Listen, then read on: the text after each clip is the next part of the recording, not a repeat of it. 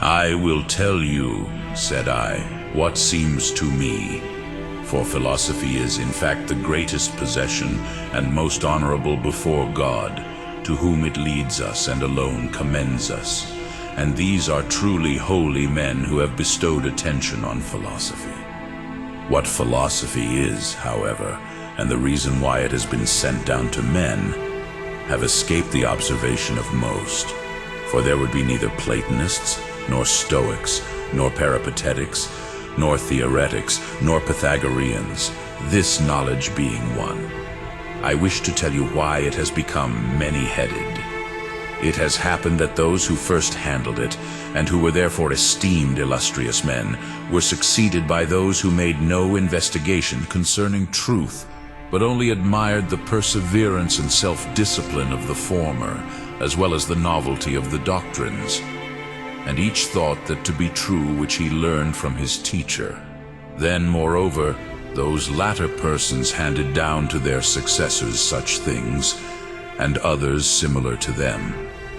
And this system was called by the name of him who was styled the father of the doctrine. Being at first desirous of personally conversing with one of these men, I surrendered myself to a certain Stoic. And having spent a considerable time with him, when I had not acquired any further knowledge of God, for he did not know himself and said such instruction was unnecessary, I left him and betook myself to another, who was called a peripatetic, and as he fancied, shrewd. And this man, after having entertained me for the first few days, requested me to settle the fee, in order that our intercourse might not be unprofitable. Him, too, for this reason I abandoned, believing him to be no philosopher at all. But when my soul was eagerly desirous to hear the peculiar and choice philosophy, I came to a Pythagorean, very celebrated, a man who thought much of his own wisdom. And then, when I had an interview with him, willing to become his hearer and disciple, he said, "What then? Are you acquainted with music, astronomy, and geometry? Do you expect to perceive any of those things which conduce to a happy life? If you have not been first informed on those points which wean the soul from sensible objects, and render it fitted for objects which appertain to the mind, so that it can contemplate that which is honorable in its essence, and that which is good in its essence."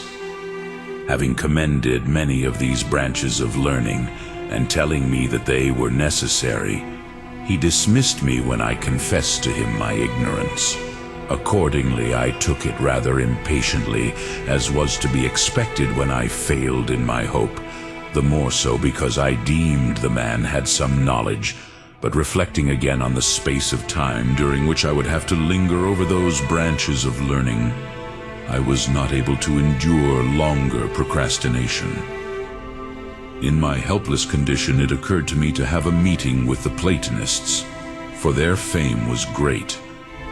I thereupon spent as much of my time as possible with one who had lately settled in our city, a sagacious man holding a high position among the Platonists, and I progressed and made the greatest improvements daily, and the perception of immaterial things quite overpowered me, and the contemplation of ideas furnished my mind with wings, so that in a little while I supposed that I had become wise.